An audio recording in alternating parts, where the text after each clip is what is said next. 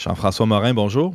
Salut Antoine. Bienvenue à On n'est pas du monde. Bien gentil, merci. Alors, après des études en philosophie, tu bifurques vers le droit pour mener une brillante carrière, je pense qu'on peut le dire, là, dans le monde de l'industrie des produits financiers, c'est bien ça?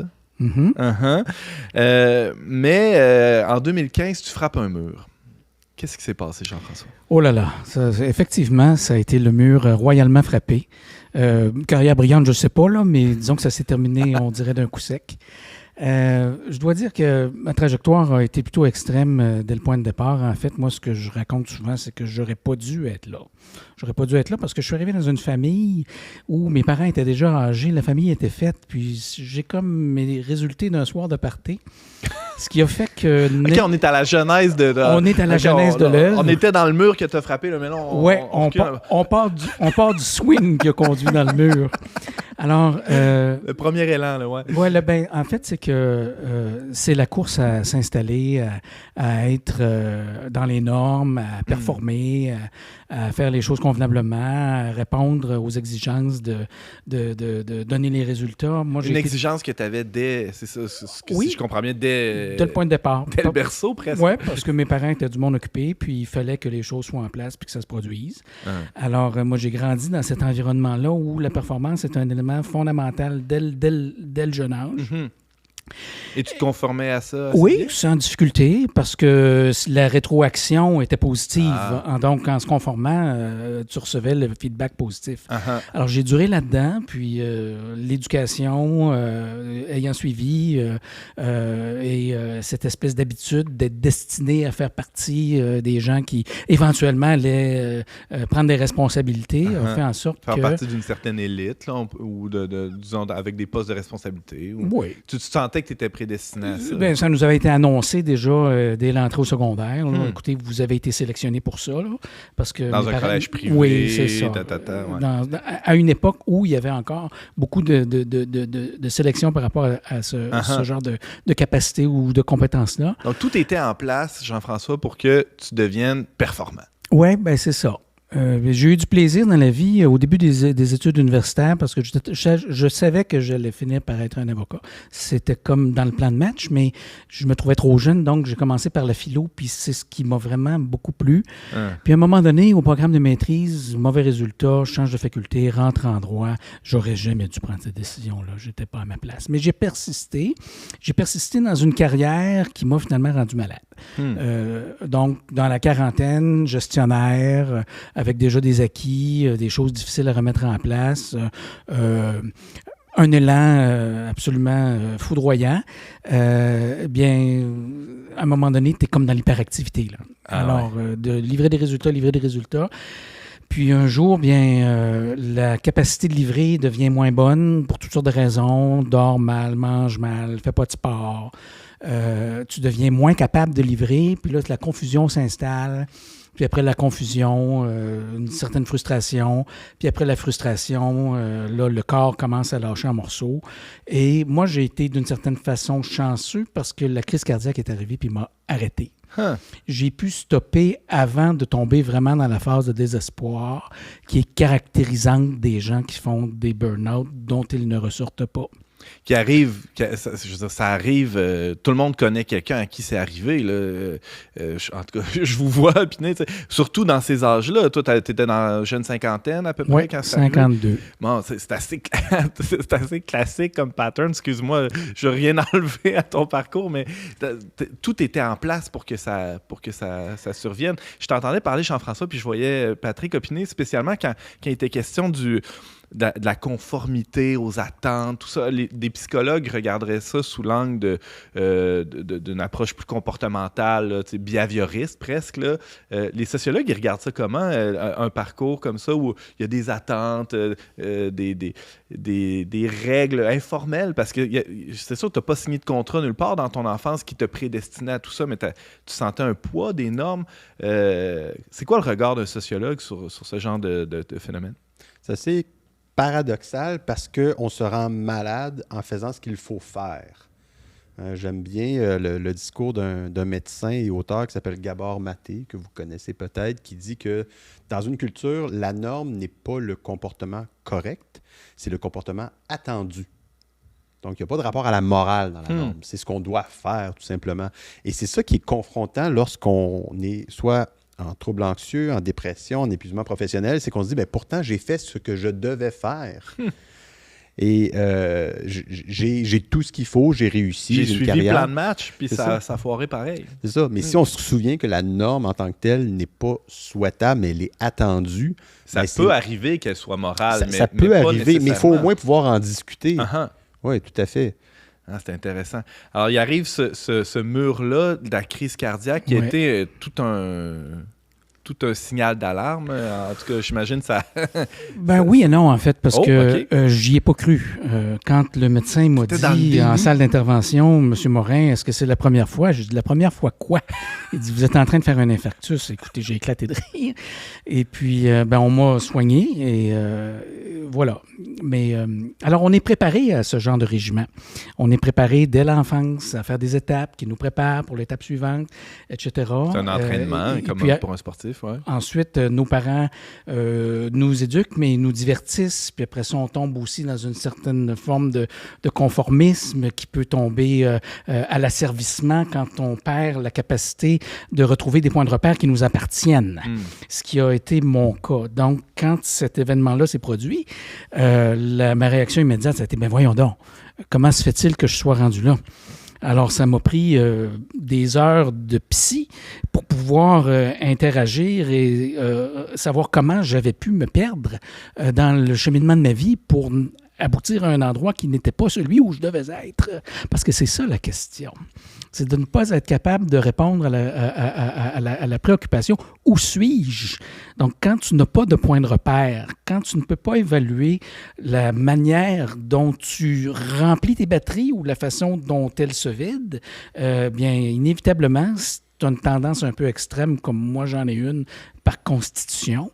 Il est presque inévitable que tu te rendes quelque part dans un endroit où tu te la pètes royalement. Est-ce que tu dirais que tu as fait une forme... On parle de l'épuisement aujourd'hui, de la fatigue. Tu parles de tes batteries, là, c'est une allégorie une analogie qui est souvent utilisée là, de nos jours, celle de la batterie. Tout le monde comprend bien comment ça marche. Est-ce que ces batteries-là étaient vidées? Est-ce que tu dirais que c'est un épuisement que tu as fait oui. Un genre de burn-out dont la crise cardiaque a été un des signaux? Oui, tout à fait. Dans les activités qu'on a, quand elles nous correspondent, quand elles répondent à nos talents naturels, généralement, on en ressort énergisé. Il y a quelque chose qui nous stimule, qui nous motive, qui nous propulse vers l'avant. Il y a une forme d'adrénaline qui est très, très favorable pour le maintien de la vie. On a été fait comme ça. Un bon stress. Mais il y a un mauvais stress qui est celui où, à un moment donné, on franchit la limite, puis à ce moment-là, au lieu d'avoir une accumulation, on a une déperdition. Mais comme on est dans l'hyperactivité, on ne s'en rend pas compte. Puis un jour, la batterie se retrouve entièrement vidée. Puis ça tient beaucoup au fait d'exploiter des compétences, des choses acquises au lieu de s'en tenir à nos talents naturels. Alors, on acquiert des compétences par-dessus. Comme par exemple, dans le monde dans lequel tu étais, celui de l'industrie des produits financiers, tu avais acquis des compétences. Tu étais bon dans ce que tu faisais, j'imagine, pour être rendu là. Tu avais une équipe à ta charge que tu gérais sûrement très bien. Tu avais développé des aptitudes, mais c'était pas tes aptitudes naturelles, tes talents naturels. C'est ça que c'était des procédés pour obtenir des résultats. Comme une machine. Des compétences, ça sert à ça. Donc, quand il s'agit de livrer quelque chose pour un employeur, pour une entreprise, soit un service, soit des produits, bien à ce moment-là, on acquiert des moyens de le faire. Puis ces moyens-là, s'ils correspondent à qui on est, comme profil comportemental de base, là, parce que tout le monde n'est pas construit de la même façon, ça t'aide, mais sinon, ça te mine.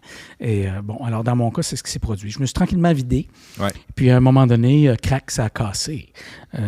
Puis c'est ce qui se produit dans la plupart des cas de gens qui font de l'épuisement professionnel. À un moment donné, ils arrivent à un endroit où ils ne se retrouvent plus. Comment tu réponds à cette question-là? Il y a des gens qui nous écoutent, là, qui viennent d'entendre ce que tu as dit, là. L'important, c'est de savoir où on est. Comment on fait pour répondre à cette question-là, Jean-François?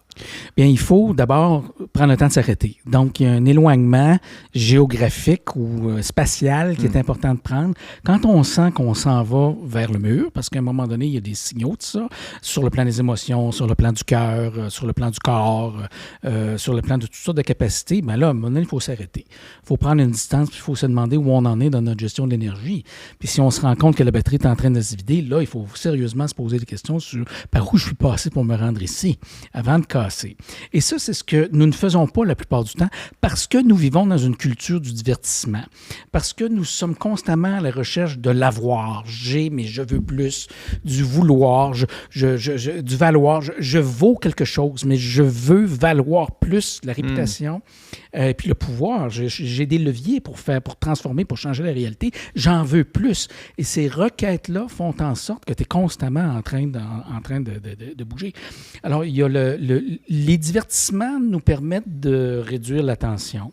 Puis à un moment donné, il faut aussi choisir le positionnement qu'on a dans l'environnement dans lequel on se trouve. Donc, est-ce que je suis bien si je me conforme à ce qu'on me demande ou à ce que les valeurs ambiantes exigent de moi en termes de comportement? Il faut se poser cette question-là. Patrick, oui. C'est intéressant parce que, en tant que professeur, je remarque que les personnes qui sont le plus susceptibles de frapper ce mur-là, d'être rattrapées par l'anxiété, l'hyperactivité et éventuellement l'épuisement, ce sont la grande majorité du temps, ce sont les étudiants et étudiantes avec les meilleurs résultats. Ceux justement qui visent le droit, la psychologie, les programmes universitaires qui ont des préalables exigeants, ce sont ces personnes-là qui s'épuisent le plus. Ce n'est pas les personnes qui ont de la difficulté à atteindre les standards, c'est les personnes qui veulent dépasser les standards. C'est cette référence-là aux standards, là, on l'observe là, très, très, très facilement. Une pression qui est induite parfois à la maison, des fois par les pairs, des fois qu'on se l'indique soi-même en ayant des objectifs de carrière. Ça vient partout, oui, c'est les parents, c'est les professeurs, mais c'est aussi le cinéma, c'est la publicité, c'est l'imaginaire collectif. On parle du droit. Tout à l'heure, Jean-François, tu disais « je n'aurais pas dû y aller », mais pourquoi on y va? C'est parce qu'il y a un prestige aussi associé à ça. Alors, j'imagine que si je travaille bien et je vaux ça, le droit, c'est ce que je dois atteindre. Il y a quelque chose dans l'imaginaire collectif qui... Mais une chance qu'on a des avocats quand même. Là, en tout cas, pour certains... Est-ce qu'il y a un avocat qui te dit de dire ça? Ou...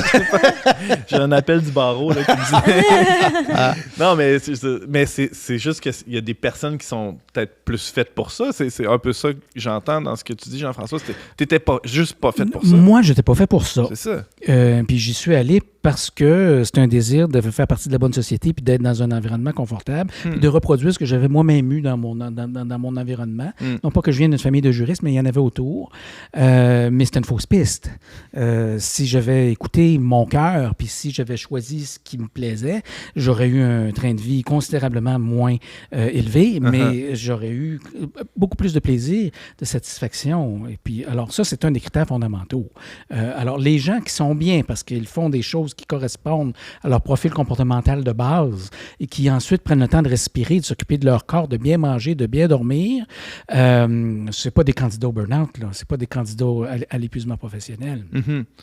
Qu'est-ce qui s'est passé à partir du moment où tu as remonté la pente, là, parce qu'il y a eu une réorientation de carrière nécessairement? Là. Oui, mais en fait, je ne l'ai pas remonté parce qu'après le retour au travail, il a fallu s'occuper des sondages d'employés catastrophiques. Alors, je me suis versé à fond de train dans ce qui était ma responsabilité. Puis, j'ai fini de vider ce qui restait Bravo. dans les batteries. Puis, c'est à ce moment-là que j'ai été... je dirais, forcé à prendre un autre choix de carrière. Et c'est là que j'ai pris conscience que j'étais, dans le fond, dans un épuisement professionnel. Ça a été le fond du baril, ça? Oui, il s'est écoulé 1 an entre la crise cardiaque puis le fait que je prenne conscience que j'étais dans un épuisement professionnel. Pour dire à quel point le système te maintient. Ouais. Alors, il n'y a pas eu aucune récupération pendant cette période-là. Il y a eu plutôt la continuation vers le fond. Alors, forcément, je me suis retrouvé, mais complètement vidé. Ouais. Complètement. Et puis... j'ai commencé à ce moment-là à prendre du temps pour moi, puis à faire le vide, vraiment. Et puis, je pensais que j'allais m'améliorer, mais pas du tout. Ne prenant pas les bons leviers pour rétablir, je restais au plancher. jusqu'à un soir, alors imagine un mois de novembre, pluvieux, tu commences, c'est difficile la fin de l'année. C'est triste pour tout le monde. Là. Ouais, C'est triste pour tout le monde. Alors un soir où j'étais tout seul dans la maison, j'ai hurlé au ciel, j'abandonne, je lâche, j'abandonne, j'en peux plus, je lâche, prends-moi. Puis à ce moment-là, j'ai entendu une voix qui m'a invité à emprunter des sentiers qui allaient être ouverts pour moi, puis que ça allait me donner la vie la plus enrichissante que j'aurais même pas pu imaginer pour moi-même. Puis à partir de cet instant-là, j'ai consenti, j'ai dit oui, puis là, tout a relâché. Et ça a été le point tournant. Donc, dans mon cas, c'est vraiment une circonstance qu'on peut qualifier de toutes sortes de façons, mais qui est celle-là, là. Que certains qualifieraient d'une sorte de grâce ou d'une manifestation divine qui s'est présentée à toi qui hein? C'était la mort qui s'en venait ou la résurrection, un des deux. Là. C'est ce que je disais à ma famille. J'en peux plus, c'est un ou l'autre. Alors ça a été le coup de pied dans le fond de la piscine qui m'a permis de remonter. Puis à partir de ce moment-là, j'ai tout relâché. Puis l'analogie que je prends, c'est comme le fil d'acier qui tient un filet de tennis. Là. Il est sur un cliquet. Hein? Ouais. Ben, tu sais, de forcer le cliquet pour que ça déclique, puis qu'à ce moment-là, ça commence à reculer de l'autre bord. Uh-huh. Ça, c'est l'expérience limite de se rendre jusqu'au bout du bout. Là. Puis dans mon cas, ça a été ça. À partir de ce moment-là, le fil d'acier s'est mis à relâcher, mais ça a été long. Puis ça m'a pris 5 ans à me rétablir. Ça m'a pris 5 ans d'activité physique, de dormir comme il faut, de travailler à temps hyper partiel. Mm-hmm. Puis c'est à ce compte-là que j'étais capable de remonter. Parce que statistiquement, les gens qui font des burn-out, là, il y en a 20% qui s'en sortent jamais, qui vont toujours rester sans que leur énergie revienne. Il y en a un 60% qui oscille entre je me rétablis, j'ai plus d'énergie, je descends, je remonte. C'est cyclique, ils ne sont jamais vraiment capables de se stabiliser. Ouais. Puis tu as un 20% qui ressort à l'autre bout. Moi, j'estime que je fais partie de ce groupe-là, mais a priori, j'étais plutôt parti pour être celui qui est resté dans le fond. Là. Alors, ça prend un soin de soi-même extraordinaire pour pouvoir sortir d'une mauvaise situation comme celle-là. On comprend que la prière a joué un rôle déterminant. Tu parlais aussi, Jean-François, de tes proches, ta famille, oui. Qui te dit c'est la mort ou la résurrection, il n'y a pas d'entre-deux possible. Ça a été quoi leur rôle à tes proches dans ce parcours-là? Rien de spécial. Ils ont continué leur vie quotidienne. Ils ont eu beaucoup de gentillesse et d'attention à mon égard, mais je n'avais pas besoin de soins constants. J'étais capable de m'organiser moi-même. Mais ça prend le soutien des proches dans le sens où la capacité de produire n'est plus là. Ouais. Donc, ça prend des sources de revenus, je dirais, assurées d'autre part pour être capable de... Mais heureusement, les enfants intégrants étaient déjà partis à ce moment-là. Mais c'est quand même un réajustement. Ça aurait été une autre paire de manches si tu avais encore eu les enfants à charge, par exemple? Ou... En fait, quand les enfants étaient encore à la maison, moi, je me maintenais dans une carrière qui était celle où normalement, je n'aurais pas dû être. Là. Parce que les signaux avant-coureurs, je les avais déjà, mais je les voyais pas parce que je voulais pas les voir. Ouais. Mais c'est à ce moment-là que j'aurais dû me rendre compte que j'aurais dû faire un changement de cap. Mais ça impliquait tellement par rapport justement à tes responsabilités familiales que c'est mieux de rester dans le déni. Là, exact. C'est fascinant parce que c'est une question intéressante parce que lorsque quelqu'un est en épuisement professionnel, il y a un environnement autour. Et même si les gens autour veulent aider, des fois, j'ai pas le temps. Parce que moi, je travaille. Donc, je ne peux pas m'arrêter pour aider quelqu'un qui ne peut plus travailler. Les enfants doivent aller à l'école, l'épouse doit travailler aussi, ramener de l'argent à la maison. Je voudrais bien t'aider, mais des fois, ça peut être ça. Est-ce que j'ai le temps? Est-ce que j'ai l'énergie d'aider quelqu'un qui n'a plus d'énergie? Il y a cet enjeu-là aussi. Ça peut être difficile, peut-être pour les gens autour aussi, j'imagine. Là. Oui, puis il n'y a pas question de pointer personne. Non, absolument, c'est que on est à court de solutions. Ça prend beaucoup d'amour pour que les gens respectent le fait qu'une personne est en transition vers quelque part qui n'est pas visible. Et de la patience. Et de la patience. De l'espérance même. Alors, parce que l'espace de création qui te permet de te régénérer, c'est un espace dont les limites, c'est pas défini. Tu n'as écrit nulle part que ça te prendrait 2 ans ou 5 ans ou 10 ans à te remettre. Là. Non. Alors, ça prend des personnes proches qui sont capables de supporter cette ambivalence. Ouais.